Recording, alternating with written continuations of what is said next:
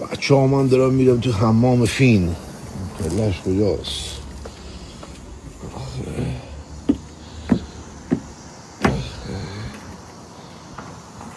حاجی اومد، حاجی جون اومد. حاجی خوابالوه. اینا تخته آرش در بیارم.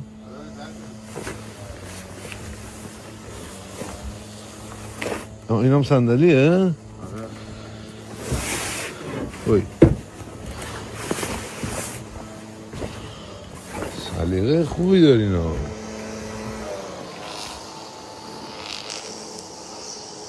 من میخوام فیلم بگیرم، شما یه دقیقه ببینید اصلا داستان چیه. کجا همه زدن آقا احسان کیش نره تو رو میگیرن. کسخل کیش برم چیکار کنم؟ اونجا گفتم میخوام برم کیش، نه بابا کیش نه. یه سریا که خیلی با ما محبت دارن گفتن نرو، یه سری هم که میخواستن خواهرمو گاییدشی گفتم بیا آیسان کمپوت چی میخوای؟ گیلاس؟ گفتم نه بهار نارنج. به هر حال جای همه شما خالی.